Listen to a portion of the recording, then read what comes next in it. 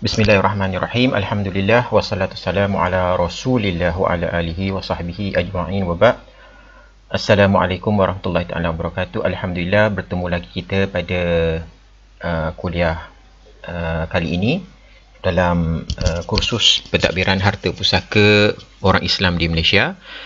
Dan untuk tajuk pada hari ini dia berkisar kepada statut pentadbiran harta pusaka orang Islam, yang mana maksud statut ini adalah undang-undang ataupun peraturan-peraturan yang dibuat berdasarkan kepada kuasa yang diberikan oleh perlembagaan untuk kerajaan mengadakan peraturan tentang bagaimana harta orang Islam dan juga bukan Islam dibahagikan di negara ini. Jadi objektif pembentangan ini ataupun daripada kuliah ini, yang pertama kita nak dedahkan punca kuasa pentadbiran harta pusaka orang Islam di Malaysia, dan yang kedua kita akan melihat beberapa akta-akta enactment peraturan yang diguna pakai di dalam pentadbiran harta pusaka di Malaysia. Secara ringkasnya, undang-undang dan peraturan itu mesti ada punca kuasa, dan punca kuasa itu datangnya daripada perlembagaan. Jadi perlembagaan telah memperuntukkan kuasa kepada kerajaan persekutuan, iaitu berkaitan dengan probate dan surat kuasa. Probate maksudnya surat pengesahan wasiat, dan juga surat pentadbiran ataupun surat perintah adalah di bawah bidang kuasa persekutuan.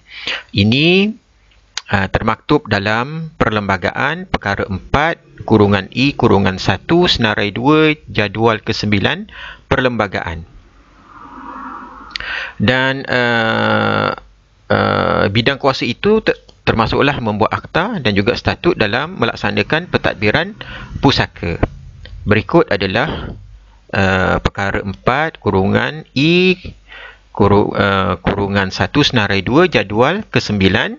Dalam perkara I ini telah digariskan bahawa di antara yang diberi kuasa kepada kerajaan persekutuan ialah perwarisan, berwasiat dan tidak berwasiat, probate dan surat kuasa mentadbir. Baik. Seterusnya, berdasarkan kepada punca kuasa tersebut, Parlimen telah meluluskan 2 undang-undang bagi mentadbir harta pusaka secara umumnya, ya. Dan untuk khusus kepada kursus ini, iaitulah kepada orang Islam. Jadi dua undang-undang tersebut dalam bentuk akta, iaitulah Akta Harta Pusaka Kecil Pembahagian yang telah dibuat pada tahun 1955 lagi, yang dinamakan sebagai Akta 98, dan telah melalui beberapa pindaan. Yang terkini dipinda pada tahun 2009. Dan seterusnya Akta Probate dan Pentadbiran 1959 atau dikenali juga sebagai Akta 97. Dan pada tahun 1995 satu lagi akta diluluskan, iaitu Akta Perbadanan Amanah Raya Berhad atau juga dikenali sebagai Akta 532. Kita akan melihat secara ringkas apakah Akta Harta Pusaka Kecil. Akta ini hanyalah bersifat undang-undang tadbiran ataupun pentadbiran semata-mata. Jadi para pelajar, para mahasiswa hendaklah ingat bahawa dalam Akta Harta Pusaka Kecil ini, dia tidak menceritakan bagaimana harta pusaka itu dibahagikan kepada waris-waris kalau orang Islam ini adalah dalam bentuk faraid. Jadi faraid tidak wujud di dalam akta ini sebenarnya, sebab ia hanya bersifat tadbiran.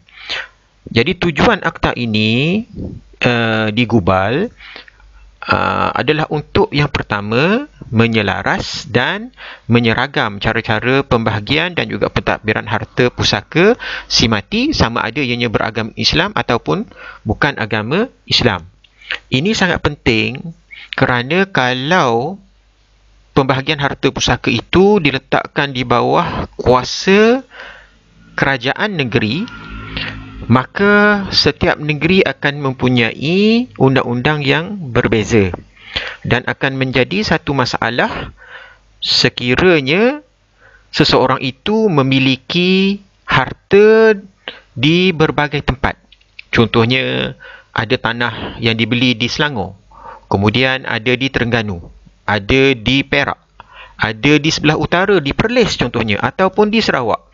Maka sekiranya tidak diseragamkan kaedah pembahagian ataupun prosedur permohonan pembahagian harta pusaka ini, maka waris akan menghadapi kesulitan membuat permohonan yang berulang kali di atas harta si mati menurut undang-undang setempat di mana harta itu terletak. Sebab itulah ia mendorong kepada kerajaan pada masa itu untuk menyelaraskan undang-undang agar hanya satu undang sahaja yang ditetapkan dan ianya meliputi keseluruhan negeri-negeri dengan mengikuti undang yang sama.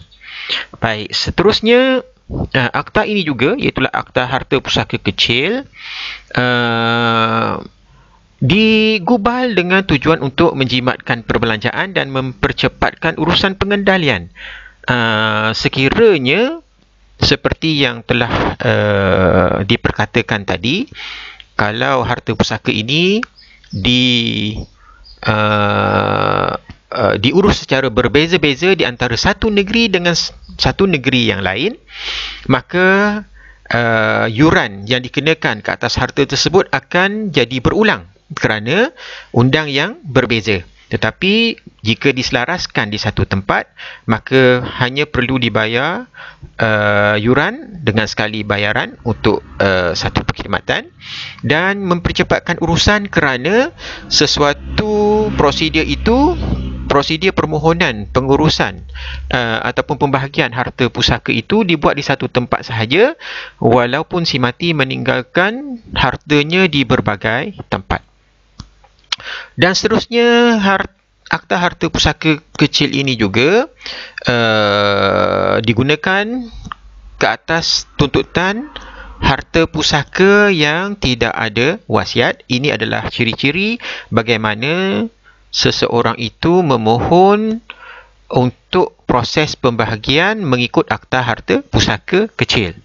Jadi syaratnya, yang pertama, tidak memiliki wasiat, dan yang kedua, hendaklah mengandungi harta alih.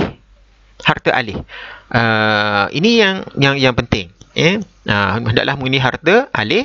Kalau ada campuran, tidak ada masalah. Campuran harta alih itu mesti ada dan dicampurkan dengan harta yang alih. Dan keseluruhan nilaian harta itu tidak melebihi 2 juta pada tarikh permohonan dibuat. Ini pindaan yang terkini kepada akta ini, iaitu pada tahun 2009.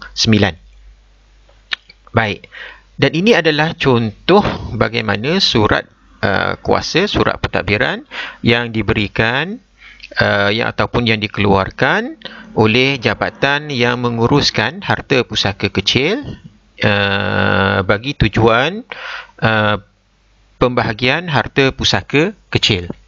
Seterusnya, Akta Probek dan Pentadbiran 1959. Akta ini dilaksanakan terhadap harta pusaka besar atau juga dipanggil harta pusaka biasa, dan yang kedua adalah harta pusaka ringkas. Kalau tadi harta pusaka kecil adalah harta pusaka yang tidak ada wasiat, mengandungi harta tak alih. Kalau ada yang alih pun tidak ada masalah, tetapi yang penting mesti ada harta tidak alih seperti rumah, tanah, dan nilainya tidak lebih daripada 2 juta.